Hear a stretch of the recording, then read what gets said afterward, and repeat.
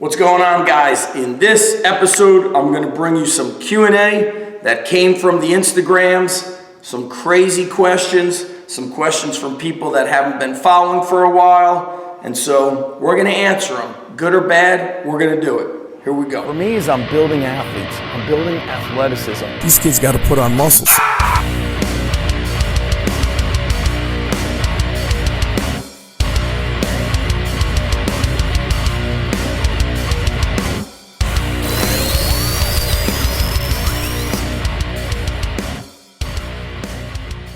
All right, team, and a little reminder, or if you're new here, you can go back as far as I believe 2006 to see the earliest YouTube videos I started posting. And if you have a topic that you want to research, click the search button on YouTube or go to zachevnesh.com. You want to learn business, program design, type it in, and you will find many, many answers, and you could go down the rabbit hole. So get a cup of coffee or whip up a protein shake. And here we go.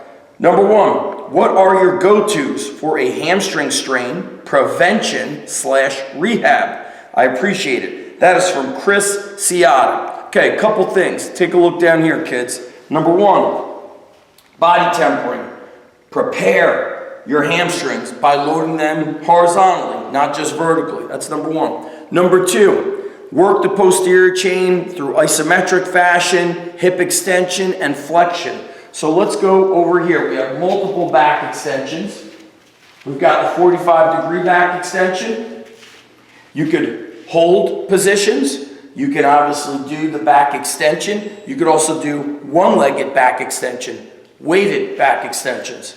Over here, we've got the horizontal back extension / glute ham raise. Okay? So you can do your back extensions here isometrically. You could add weight. You could do the glute ham raise with it. Number three, reverse hypers. It connects the posterior chain because it works lower back, glute, hamstrings. So when everything is strong and working together, very good. Sled drags. You want to do sled drags forwards where you are digging from the heel because you're pulling forward with a hamstring pull. Louis Simmons emphasized that many times. You could also push heavier sleds where you're driving from the ball of the foot. It's still working hamstrings, but it also bringing together the entire lower body from the calves, glutes, and the quads. If you come over here, you can isolate the hamstrings with leg curls. So we've got a standing leg curl here, unilateral. That allows you to work each leg one at a time, so one leg doesn't take over the other leg. If you don't have one of these, you can do various band leg curls. Sit down, attach a band to the bottom of a squat rack, do single leg band leg curls, double leg band leg curls, do them slow, do them fast, do them with an isometric hold, and then you also have box squats. So when you box squat, you are forced to sit back, right? So the correct box squat, we don't box squat to a bench. You'll see videos of us box squatting. We sit back. Get that vertical shin, come forward. We don't sit down and then come up. We want to get hips back, back, back. The butt gets onto that box. Hamstring pulls me up. Now, if you've tweaked your hamstring or tweaked any muscle, because there's a question coming up about pec strain, pec tear, you want to move. Movement is medicine, motion is the lotion. And your movement might be as simple as walking. Number two, you move to isometric holds in the position that is not the painful position. So it might be a little bit above or below those points of pain. Then you begin working very light and you get blood flow. So use a mini band for your leg curls and do lots of reps, 100 plus reps. And don't be afraid to do these things every day to get your body better. So those are my advices. Question number two, we're gonna go with the strain injury comments. This comes from Sean Raymond, 411. Thank you, Sean. Any advices? Anybody who says advices, I know you're a listener. He comes to me for advices, the wrong advices. You're a lifer, okay? You're about that life. Any advices for working around and recovering from a grade 1 or 2 pec major strain? There is an old article from Bill Starr, Strongest Shall Survive, with a protocol to return to benching after a pec major strain. So pec minor, pec major. And he has you benching with an empty bar, I believe, the very next day. Some other options you could use are a slingshot from Mark Bell to adjust on the way down. Number 2, we use a shoulder saver pad from Elite FTS to limit that range of motion. Number 3, you could take it to a floor press, but I would use light dumbbells, 10 pounds, and just get the motion going. In fact, the motion might be with no weight. You might just start moving your arms. Going back to what I said earlier, motion is the lotion and movement is medicine. Other things you can do and should do is find somebody who is a body worker of some sorts. It might be a chiropractor, it might be a physical therapist, it might be an acupuncturist, it might be somebody who could do all of those things. So you want to find many modalities to heal yourself. Another thing that's not addressed too often is dial in your nutrition. If you're getting injured or tweaked up on the regular, are you fully hydrated? Do you start your day with 2 glasses of water? Do you have enough sodium in the system? So look at the vertical diet. Add a little bit of salt to each meal so it's just enough to taste. That sodium helps with muscle firing. What about supplementation? Boost up vitamin C, magnesium, zinc, vitamin D. Put your body in the sun. Next question from longtime follower, Kier Pallotti. He said, when you started your coaching personal training business, did you start with adults or athletes? Thank you. So my first coaching job, 1995, late 95, was at a hospital fitness center. So it was all adults coming through. Employees from the hospital, from the CEO to the people that were in charge of radiology, the guy that was the neurosurgeon, the head neurosurgeon, to the nurses, you name it, they were all coming through, as well as people in the community. It was also connected to a cardiac rehab, so people would transition from cardiac rehab into the fitness center. So I was training all adults. That summer, some of those parents were bringing in their teenage son or daughter, and that's when I started working with athletes. I'm actually writing about it in an article about how in those mid-90s when I trained athletes, there was no trap bar, there was no specialty bars, nobody had a problem with hip mobility or ankle mobility. They moved great. So this article I'm writing for Simply Faster talks about when the smartphone became very popular, like 2012, 2011, I noticed a massive decline in the strength and the overall physicality of athletes. I didn't start training exclusively athletes until I started out of my own house, which was 2002, maybe even 2001. It's all a blur, but I started saying like, man, I need to find a way to make money in the summer, and I'm not going to be a bartender. I was a bartender before in the summers, and that's when I started training athletes from the neighborhood. All right, team, so the next question it's from my buddy BK. I'm going to leave it at that. Does training for special events such as the Murph take away from your regular training progress? Great question. My buddy BK is in his early 50s, trains almost every morning at 5 a.m. Love this guy. So number one, I don't do any more of these extreme events because I found that they do kick the shit out of me. So something that's not spoken about enough for men as we get older, mid-30s, mid-40s, is your training has to be challenging, but everything's kind of got to be in moderation. It's got to be pretty level-headed. You start doing extreme things and you start thinking to yourself, well, I used to do this, or I always did that in high school. You know, I haven't been in high school since 1993. It's 2023, so 30 years ago. We don't want to try to compare and redo what we did in our teenage years. And so I will not do distance running, stuff that beats up my knees. But let's say you don't have mileage on your body. You could go out and do distance running if you don't have mileage. I spent years and years, running on an every other day basis 5 to 10 kilometers. So 3 to 6 miles was normal for me, along with doing, 35 sets of chest, 35 sets of legs. That stuff beats up the body. When you're young, there's a time and a place for it. The other thing I'd like to say is, be careful of who you're really admiring.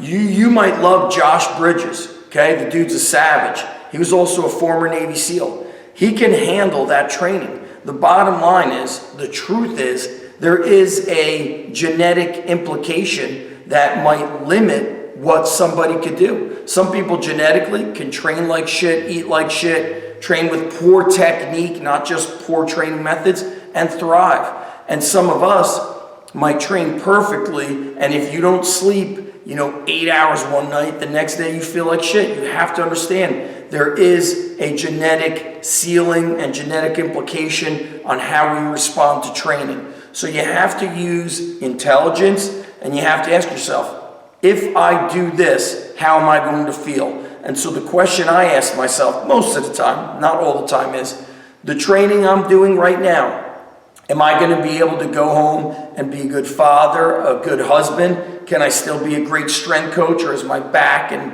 everything else killing me? Or is it going to detract from life? So as we get older and we transition into what I call training for life, your training cannot interfere with life. Last question, and this is a good one. I got to tell you, this guy's got balls. Brody Blankenship.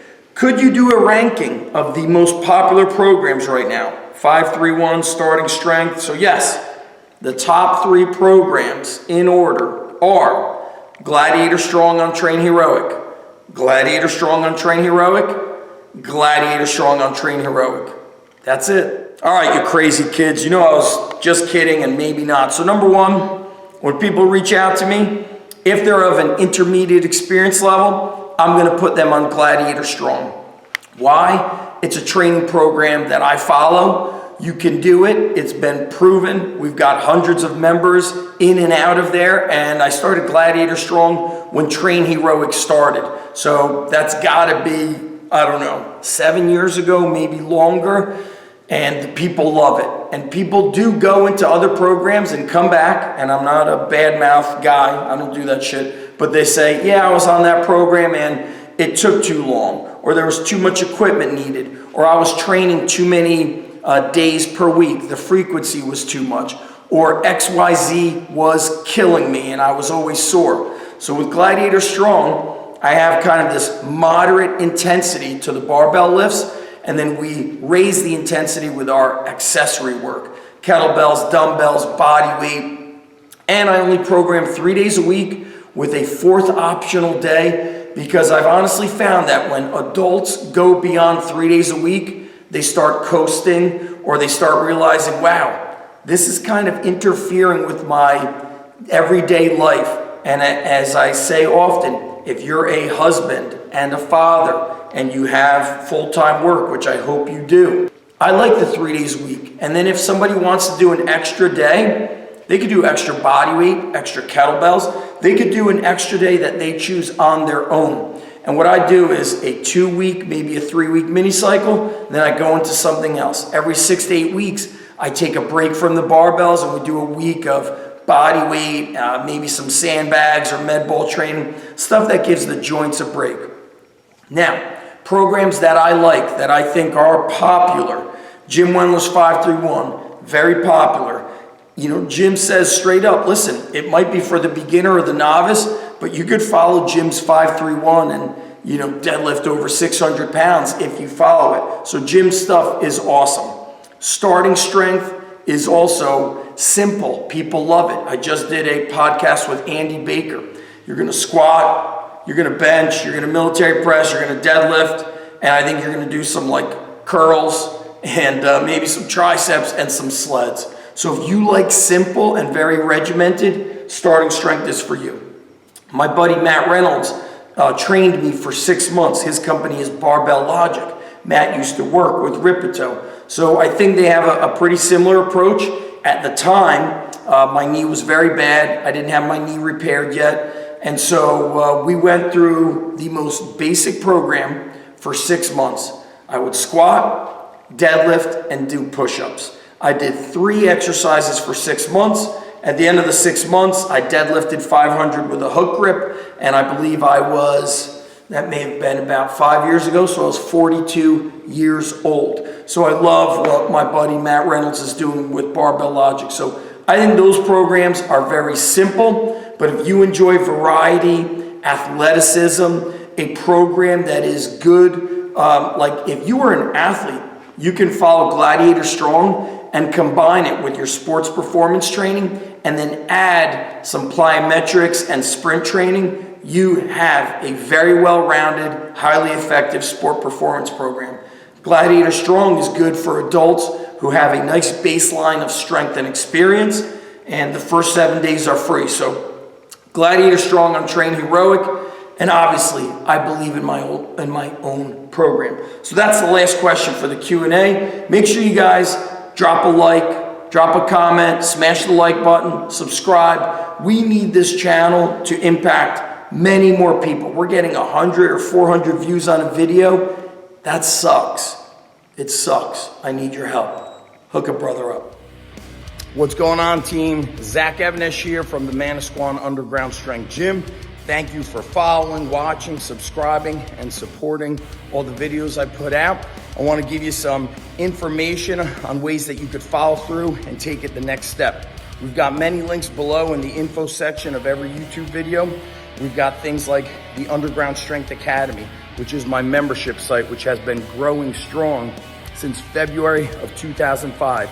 There are thousands of videos, whether it's seminars that were recorded, training footage, behind the scenes video footage from the underground. I'm talking about videos and underground strength movies that are 20 to 30 minutes in length. Pretty much all my training courses are in there, audio interviews for strength coaches on training and business. It's just packed. We've also got the certifications, Underground Strength Coach certification or the SSPC certification, which is the Strength and Sports Performance Coach certification. Last but not least, if you just want the training, go with Gladiator Strong or any of my standalone training programs linked below in my store. Gladiator Strong is on Train Heroic, and like I said, all the links are below. Appreciate you coming through and watching me from wherever you are in the world. Drop a comment on this video. Let me know where you're watching from. Love to hear from you. And again, much respect. Keep kicking ass, taking names. No easy day. Boom.